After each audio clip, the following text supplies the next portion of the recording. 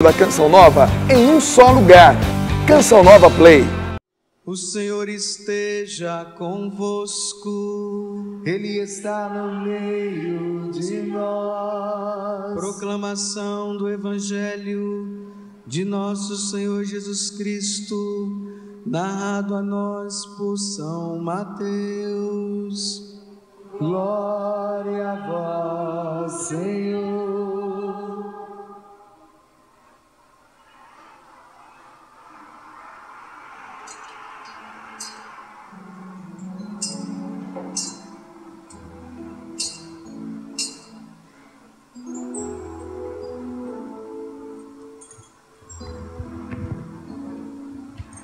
Naquele tempo, vendo Jesus as multidões, subiu a montanha e sentou-se. Os discípulos aproximaram-se e ele começou a ensinar. Felizes os pobres no espírito, porque deles é o reino dos céus. Felizes os que choram, porque serão consolados. Felizes os mansos, porque receberão a terra em herança. Felizes os que têm fome e sede da justiça, porque serão saciados. Felizes os misericordiosos, porque alcançarão misericórdia. Felizes os puros de coração, porque verão a Deus.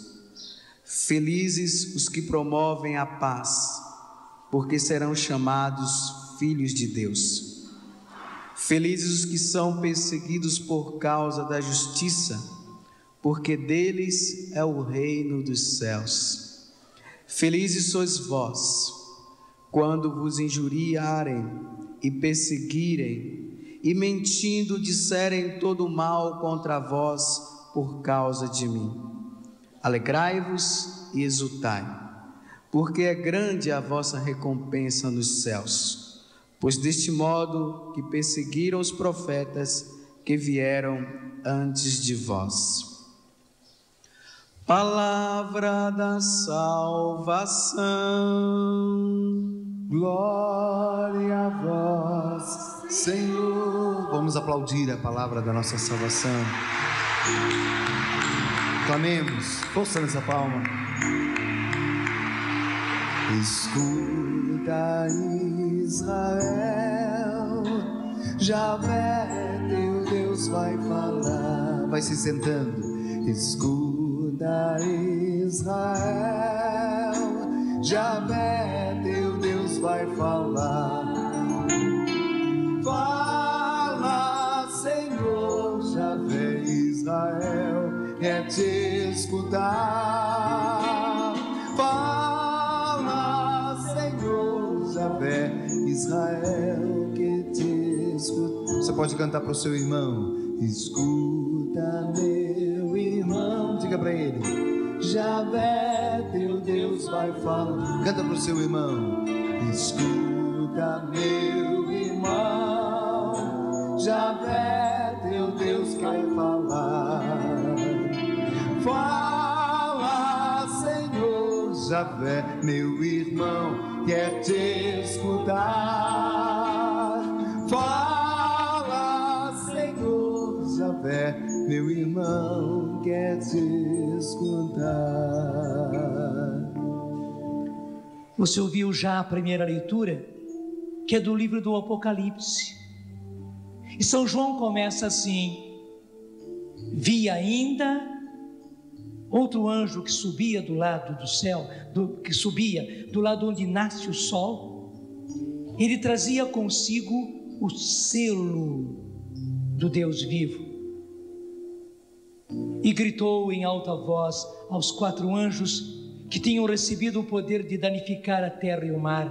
Ele exclamou: não façais mal à terra, nem ao mar, nem às árvores, até que tenhamos marcado a fronte dos servos do vosso Deus, do nosso Deus.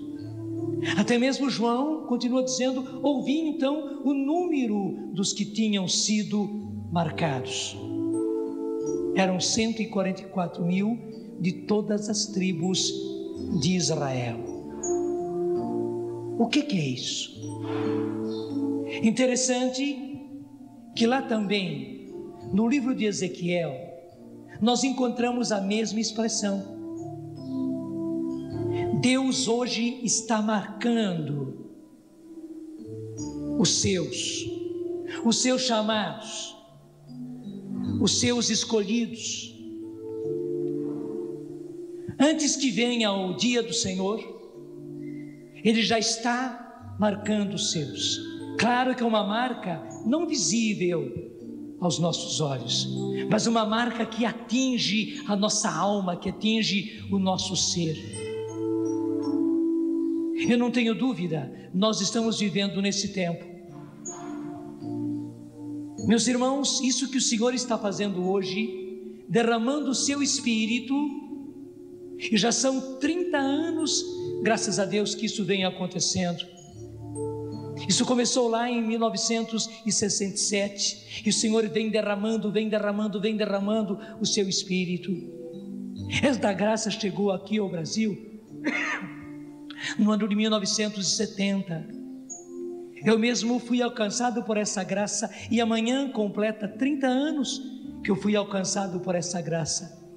Faz 30 anos que eu fui batizado no Espírito Santo. Não é um mérito, é uma graça. Eu não tenho dúvida, esta é a marca com que o Senhor está marcando os seus, aqueles que pertencem ao Senhor. E aliás, eu preciso lhe dizer, para nós aguentarmos agora, porque já é muito difícil ser do Senhor, é muito difícil perseverar no caminho do Senhor, porque o mundo que está ao nosso redor é totalmente contrário, eu diria pior ainda, é totalmente contraditório. Além de sentirmos dentro de nós um fogo de pecado, nos empurrando para o pecado, e é verdade, nós encontramos de fora um mundo inteiro nos arrastando para o pecado. Não é fácil. Pelo contrário, é muito fácil a gente se entregar e deixar a vida correr. É muito fácil ser como todo mundo, é muito fácil falar como todo mundo fala, fazer como todo mundo faz. Mas é duro, é suado, é sofrido a gente ir contra a correnteza. Sim, porque nós remamos contra a correnteza. Muitas vezes as pessoas nos acham estranhos, porque realmente parece que nós somos como o ET de Varginha, né? Alguém que veio lá de um outro planeta e caiu de repente aqui na Terra.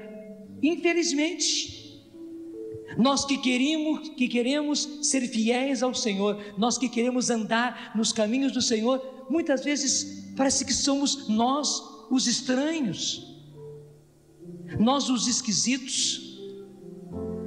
Graças a Deus, nós estamos marchando contra a correnteza. Deus está nos marcando com a sua marca.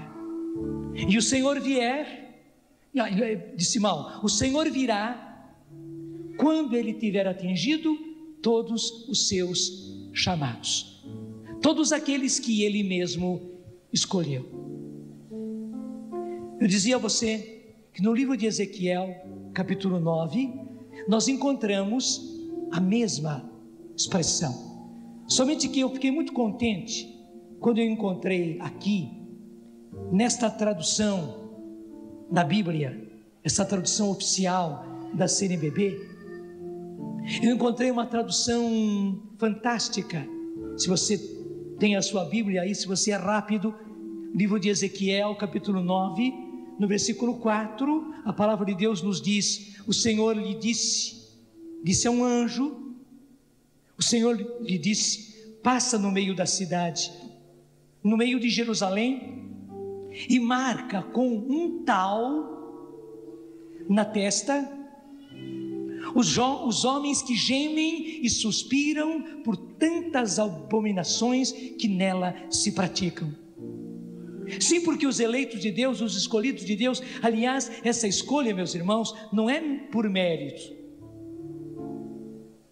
não é que nós merecemos, não, foi o Senhor. Graças a Deus que nós correspondemos, graças a Deus que na hora que o Senhor veio e atingiu a nossa vida, graças a Deus que naquela hora em que um acontecimento, num encontro, numa palestra, numa pregação, o Senhor nos tocou e nós felizmente nos deixamos tocar.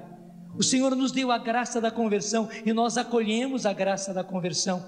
Nós somos esses de que fala a palavra de Deus, passa no meio da cidade, no meio de Jerusalém e marca com um tal na testa os homens que gemem e suspiram por tantas abominações que nela se praticam. Nós somos esses e o Senhor está nos marcando. E aqui no livro de Ezequiel diz, marca com um tal na testa. E a própria nota, ao versículo 4, explica, é a letra T no hebraico.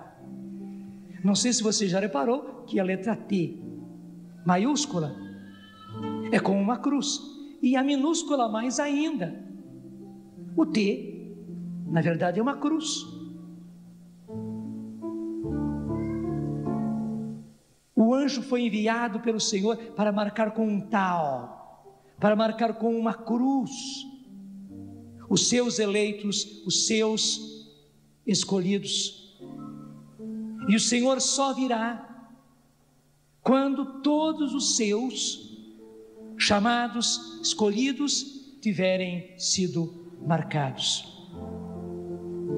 Você sabe muito bem que há muito tempo eu ando sempre com o tal, e ando sempre com o tal por causa de São Francisco, porque eu fiquei entusiasmado, não foi modismo não, eu fiquei entusiasmado quando eu soube o que aconteceu com São Francisco de Assis.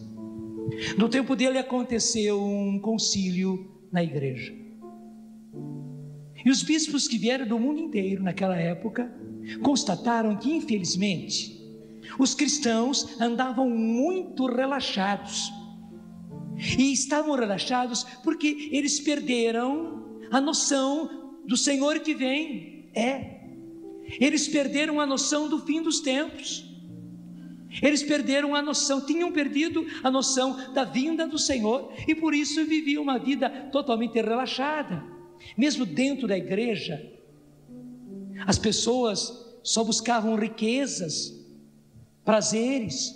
O pai de Francisco era um deles que não entendeu a opção do seu filho. Você conhece muito bem isso. Tanto assim que o pai de Francisco, quando Francisco se converteu, quando Francisco começou a seguir ao Senhor, o pai dele ficou tão revoltado que prendeu Francisco na sua casa. Mas não é que ele prendeu dentro de casa, não. O pai fez uma cadeia lá num canto da casa dele, cadeia mesmo, com aquelas grades próprias de cadeia, bem lá embaixo, bem no fundo, e colocou Francisco dentro, fechou, bem fechado. A mãe de Francisco é que levava comida para ele, pelo pai nem comida ele queria que levasse. Tal foi a revolta do pai de Francisco quando ele se converteu. Veja, realmente o relaxamento tinha chegado. O pai de Francisco não compreendeu a conversão do filho, se revoltou, prendeu numa cadeia na própria casa o seu filho. E você sabe muito bem que quando o pai levou Francisco à presença do bispo para convencer o filho diante do bispo que não era possível viver aquela vida que Francisco vivia, Francisco então viu que o pai infelizmente não ia entender, e não entendeu mesmo. Tanto assim que durante a vida, infelizmente, o pai não se reconciliou com Francisco. Francisco teve essa dor no coração de ver o seu pai falecer sem que se reconciliasse com ele. Os dois não se reconciliaram. Impressionante isto. Lá diante do bispo, o bispo Guido, que era o bispo da cidade de Assis, Francisco foi obrigado a fazer um gesto, no primeiro momento parecia louco, de ir tirando a roupa, de ir entregando para o pai e dizendo: bom, meu pai, se o Senhor me proíbe de seguir o Evangelho, de seguir o caminho de Jesus, eu não tenho outra escapatória, fica com tudo. E foi entregando a própria roupa para o pai. Então, se é assim, eu não sou mais seu filho. Se o Senhor me proíbe, se o Senhor não me deixa seguir o Evangelho, fique com tudo. Eu não quero mais ter herança nenhuma, porque essa é a reclamação do pai de Francisco. O pai de Francisco era um comerciante que ganhava muito dinheiro e queria ganhar muito dinheiro, e agora Francisco, com aquelas loucuras de viver no meio dos pobres, de viver aquela vida austera, o pai se revoltou. Então o filho entregou tudo: meu pai, fica com tudo, eu também não quero saber da sua herança não, fica até mesmo com a minha roupa. E acabou ficando nu. Aí, diante das pessoas, diante do bispo, o próprio bispo tirou a sua capa, colocou nas costas de Francisco, embrulhou Francisco. Não foi apenas por pudor, não. E Francisco entendeu bem. Naquela hora a igreja estava entendendo Francisco, a igreja estava acolhendo Francisco. E com a igreja, o próprio Deus, o próprio Senhor estava acolhendo aquela opção de Francisco. Mas naquele tempo, como eu estava explicando, dentro da própria igreja havia um grande relaxamento. Por quê? Porque eles perderam a perspectiva do fim, perderam a perspectiva da vinda do Senhor. Então o negócio era ganhar dinheiro, o negócio era ter prazeres. Na verdade, gente, não há muita diferença com os tempos de hoje, não é verdade? Infelizmente.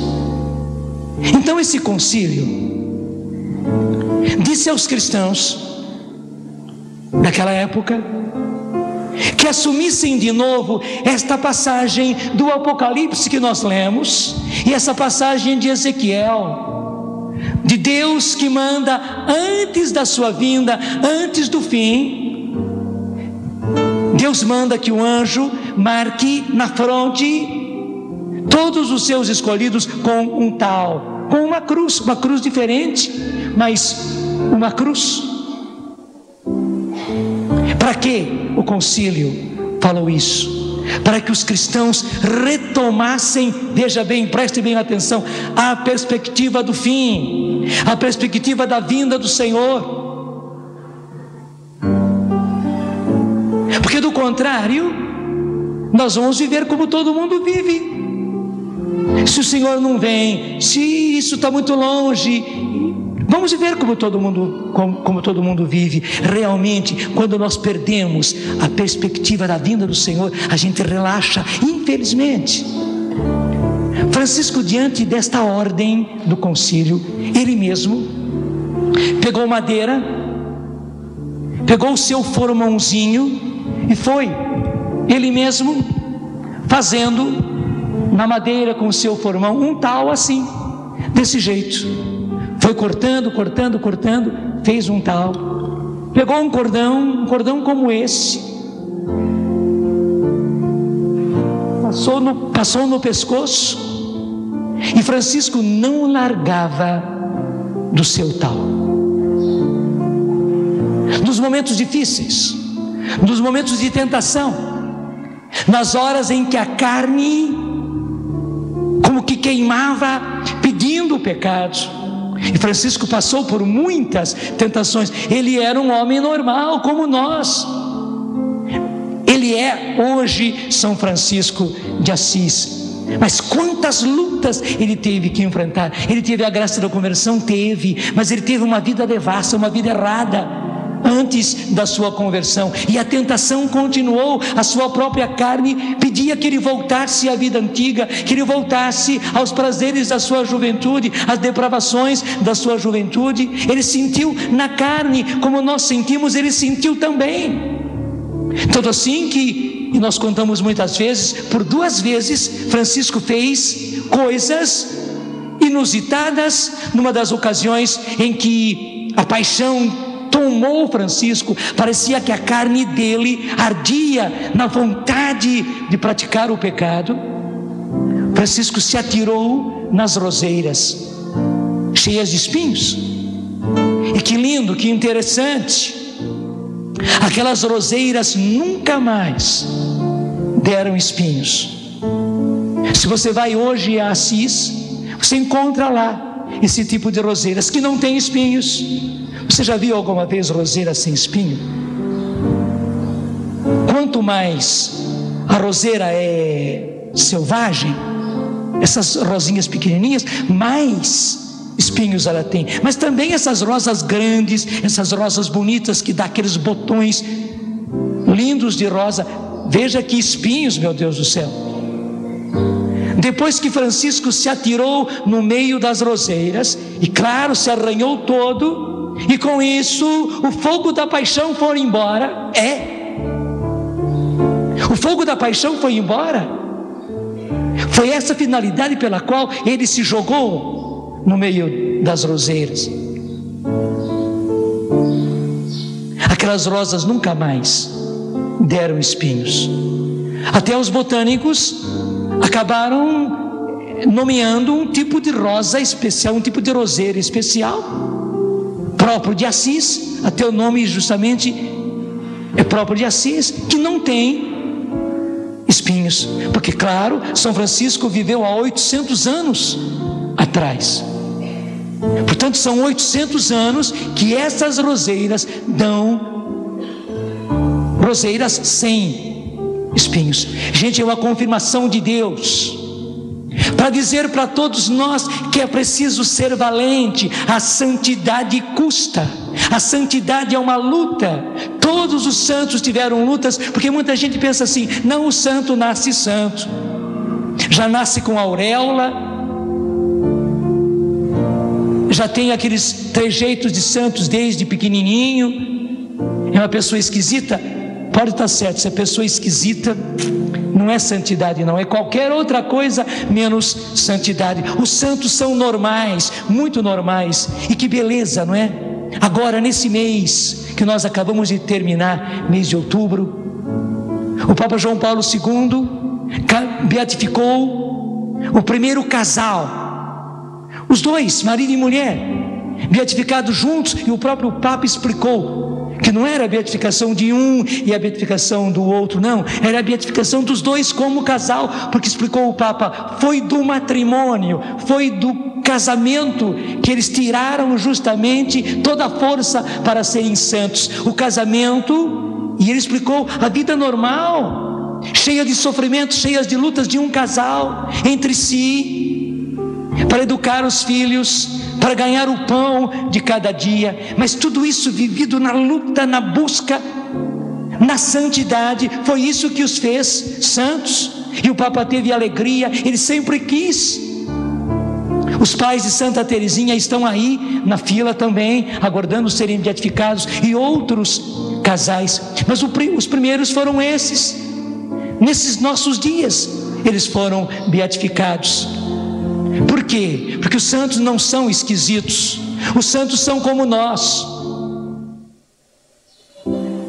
Os santos também têm tentações, os santos têm lutas. Está aí São Francisco para provar que a santidade se alcança com luta, ao ponto de fazer coisas que parecem loucas, mas justamente porque Francisco não queria pecar. Ele era um daqueles que vivia o PHN. Naquele dia em que a paixão tomou conta de Francisco, e Francisco viu que a paixão estava sendo mais forte do que ele não teve dúvida, para não pecar. Naquele dia ele se jogou no meio das roseiras e não pecou. Por quê? Como o Padre Zé Augusto gosta de dizer, a vontade foi embora, a paixão foi embora, e qualquer paixão vai embora, gente. É que a gente é mole, a gente vive paparicando o pecado apareceu, a vontade apareceu, só porque apareceu a vontade, a gente acha, bom, eu estou com vontade, eu posso fazer.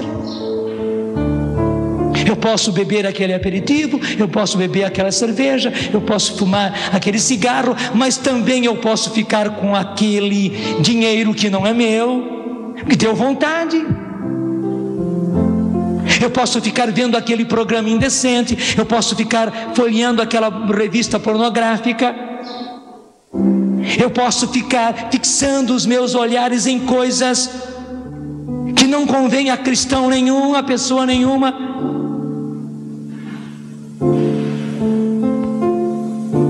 deu vontade, eu posso me drogar. E quanta gente sentiu vontade vai e se droga.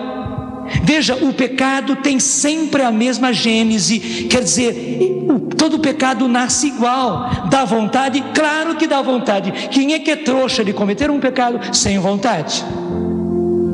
A gente acaba fazendo porque deu vontade. Mas quem disse que porque deu vontade eu tenho que fazer?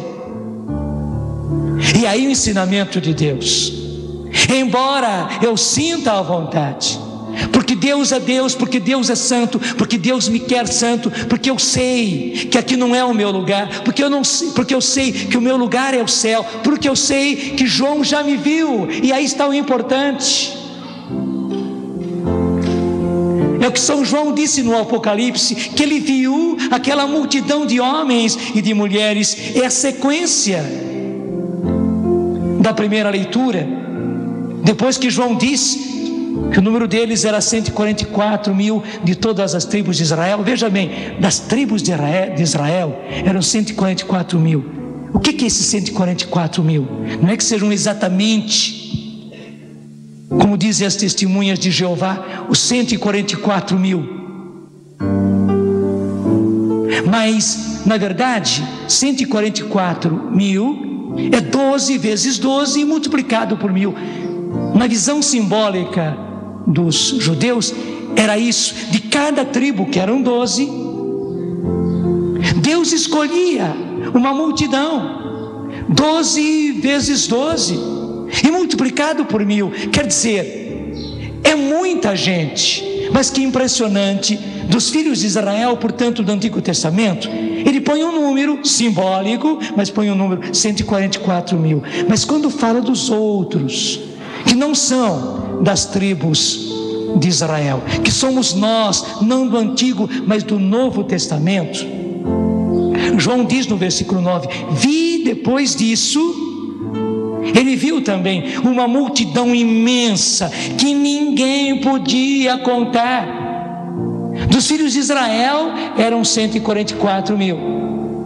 Mas dos outros, que somos nós que viemos depois da vinda de Jesus e que aguardamos a sua volta, diz João, eu vi uma multidão imensa que ninguém podia contar, gente de todas as nações, tribos, povos e línguas. Ele viu antes os judeus, mas agora ele vê gente de todas as nações, de todas as tribos, de todos os povos, de todas as línguas. Somos nós. Eles estavam de pé diante do trono de Deus e do Cordeiro, vestiam túnicas brancas e traziam palmas na mão. O que são essas palmas? Naquele tempo, quando alguém vencia num jogo, numa corrida, numa luta, o prêmio não eram os nossos troféus de hoje. O prêmio era uma palma, igualzinho às palmas de hoje, vegetal. Então o vitorioso carregava aquela palma, era o sinal da vitória, assim como aqueles que vencem hoje recebem aquele troféu. João viu os vencedores. Veja, vencedor é vencedor, é aquele que lutou, como quem luta em qualquer esporte, em qualquer corrida, e vence. É luta, gente. E João já nos viu. A santidade é de lutadores, igualzinho São Francisco.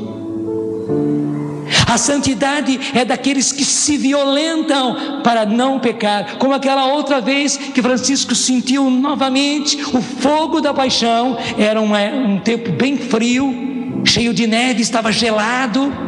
Francisco não teve dúvida, ele estava sozinho, porque ele foi andar no meio da neve para vencer o fogo da paixão. Veja bem, ele foi para o frio, sem agasalho, só com as suas roupas comuns, para matar o fogo da paixão.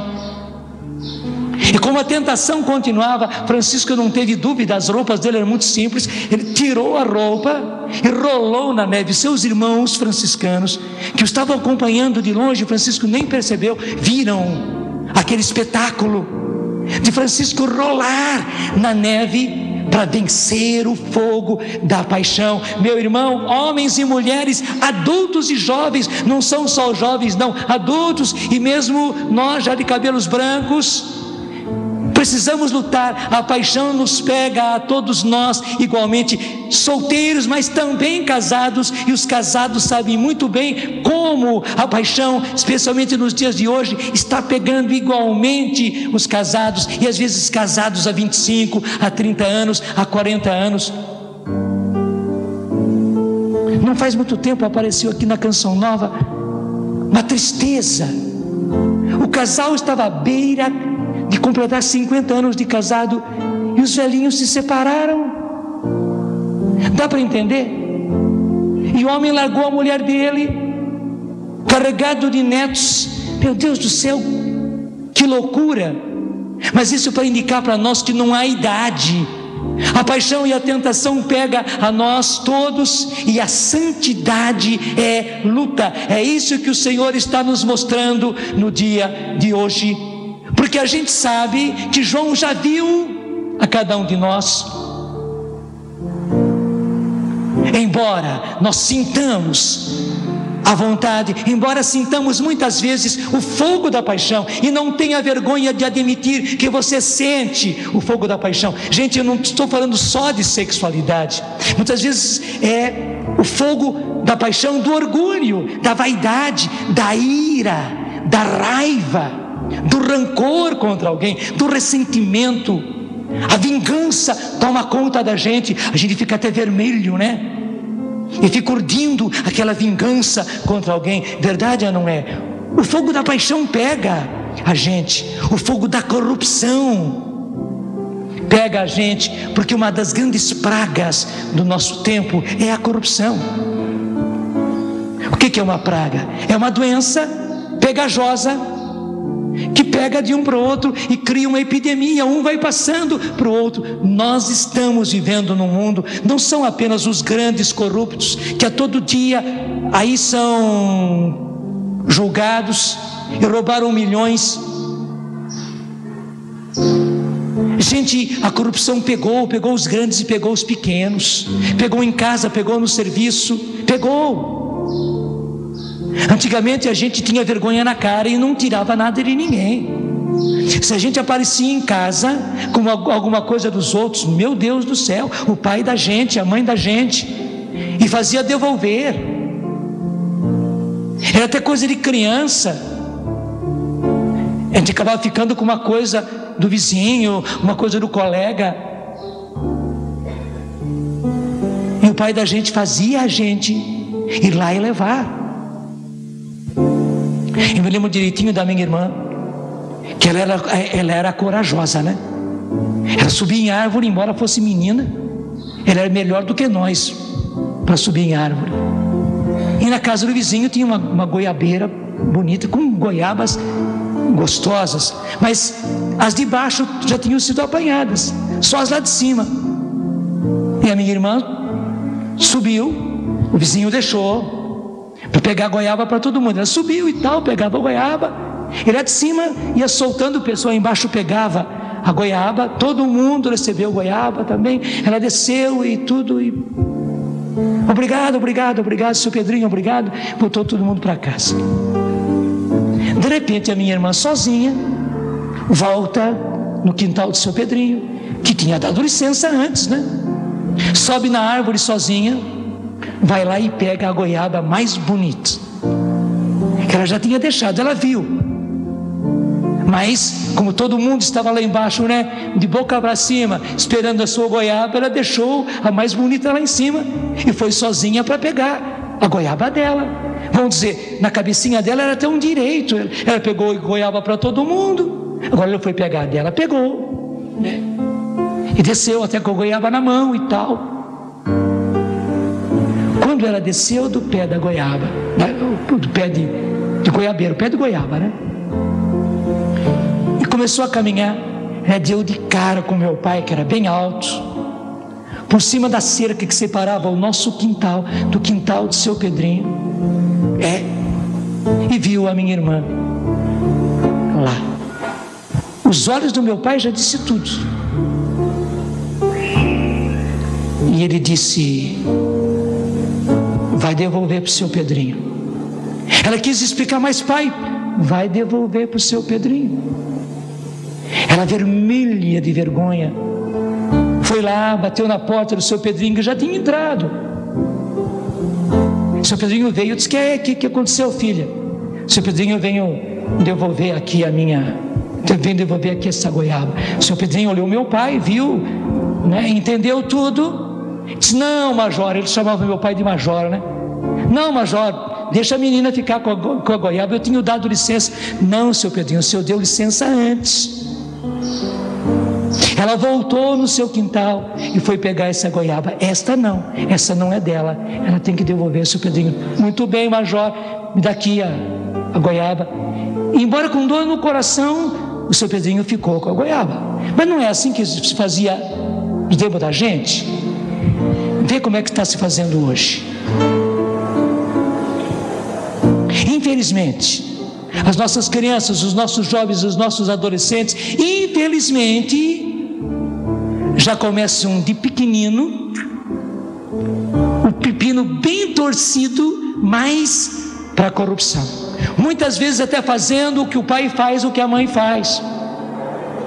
Portanto, eu não estou falando apenas da paixão sexual. Não, isso também é uma paixão. Ficar com o melhor, ficar com o dos outros, ficar com o melhor para si. Achar que tem direito de tirar vantagens. É preciso matar esta vontade dentro da gente, é preciso matar essa paixão dentro da gente, porque santidade exige luta. Na verdade, gente, não é uma coisa extraordinária demais, não, porque afinal das contas é uma coisa normal, é o certo. Só que infelizmente num mundo onde não se vive o certo, é duro viver o certo. Você está me entendendo? Eu vou repetir. Não é que seja uma coisa extraordinária, não. É que num mundo onde não se vive o certo, fazer o certo acaba sendo duro, acaba sendo violência, porque todo mundo faz ao contrário, todo mundo faz o errado. Você fazer o certo é uma coisa estranha e custa. Então é preciso lutar. E aí que está, como disse o Evangelho: bem-aventurados aqueles que lutam para serem santos. Como Deus disse: sede santos, porque eu, o Senhor, o vosso Deus, sou santo. O dia de hoje é um chamado à santidade, o dia de hoje é um chamado à luta. Veja, eu comecei a pregação falando do tal de São Francisco. Foi por isso que Francisco carregou sempre o seu tal no pescoço, porque aquele concílio do que eu falei, por causa do relaxamento dos cristãos, mandou que os cristãos voltassem a esta passagem do Apocalipse, voltassem àquela passagem de Ezequiel e vivessem como escolhidos. Aí está o importante, meu irmão, aí está o importante, que eles vivessem como escolhidos, como aqueles que João já viu lá, de vestes brancas e de palmas nas mãos. João já viu você, e Deus não quer que você se perca nos caminhos dessa vida, não. Pelo contrário, Deus quer que você lute, que você lute, que você lute, que você lute, e pela sua luta você alcance a palma da vitória. Repito, foi por isso que São Francisco andou sempre com o seu tal.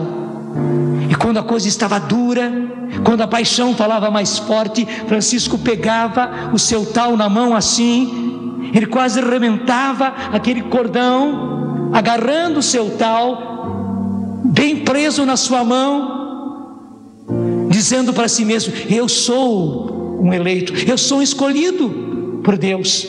João já me viu lá no céu de vestes brancas e de palmas às mãos. Eu não posso perder a minha escolha, eu não posso perder a minha eleição. Foi por isso que eu também, justamente porque eu sou fraco, porque eu sei da minha fraqueza, eu vi que eu tinha que lutar. Foi por isso que eu escolhi andar com o tal. Já esqueci a conta, são muitos anos. Você repara, eu estou sempre com o tal. Mesmo eu me sinto estranho quando eu não estou com esse tal, com esse cordão. Mania, modismo, não. Veja, andando ou não andando com o tal, o importante não é ter o tal no pescoço, não. O importante é ter o tal no coração, é ter o tal na cabeça e saber: eu sou um escolhido. E como João dizer: eu não posso perder a minha escolha, eu não posso perder a minha eleição. Deus me quer lá no céu. João já me viu de vestes brancas e de palma nas mãos. Então eu vou lutar, e por mais dura que seja a luta, eu não vou me dobrar ao pecado, porque pela graça de Deus, não é por mérito, é por graça de Deus, eu sou um escolhido. Deus já me escolheu. A luta agora cabe a mim. Preste bem atenção, ninguém nasce santo. Embora eu sei que o povo vive dizendo isso, e talvez você até pensasse que era assim. Não, ninguém nasce santo. Pelo contrário, todo mundo nasce santo, no sentido de que Deus quer que todos nós sejamos santos. Esta é a vontade de Deus, a vossa santificação.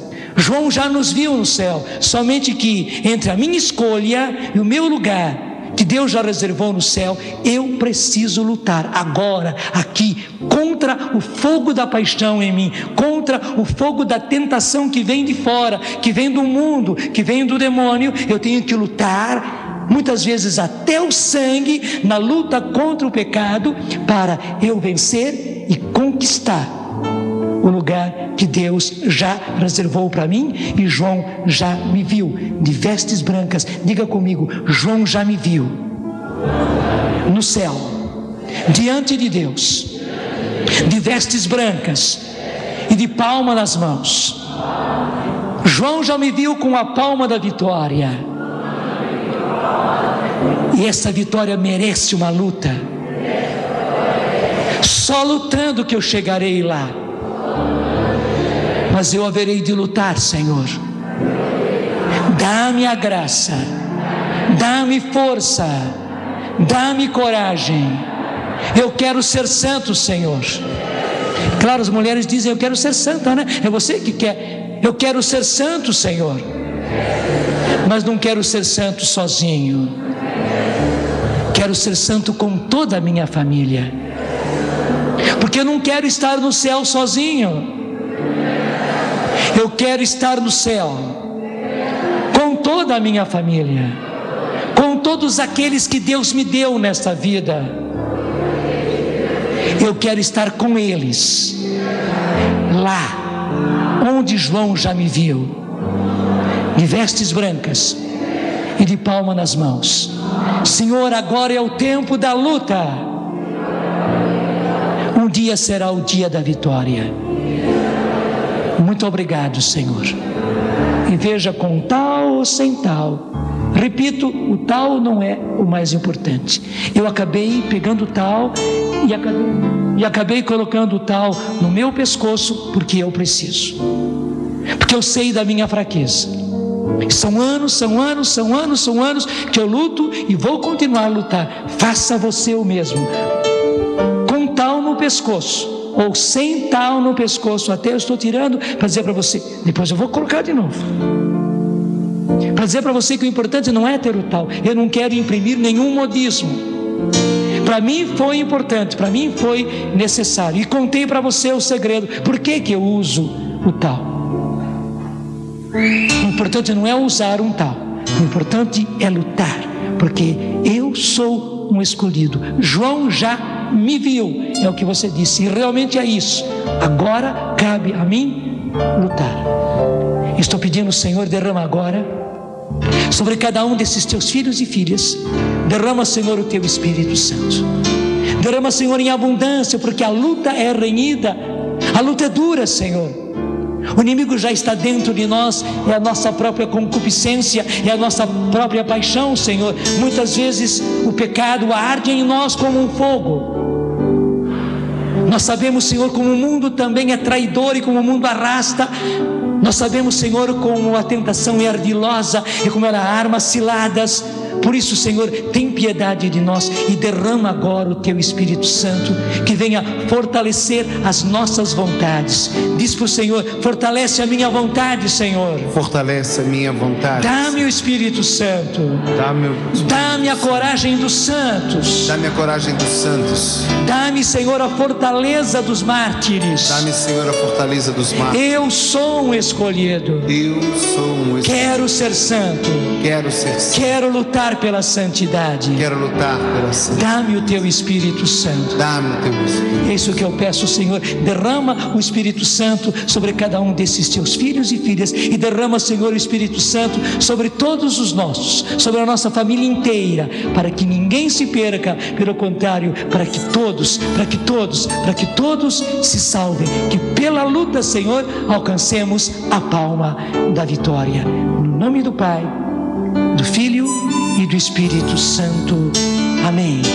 Diga: batiza-me, Senhor, com Teu Espírito. Tudo da Canção Nova em um só lugar. Canção Nova Play.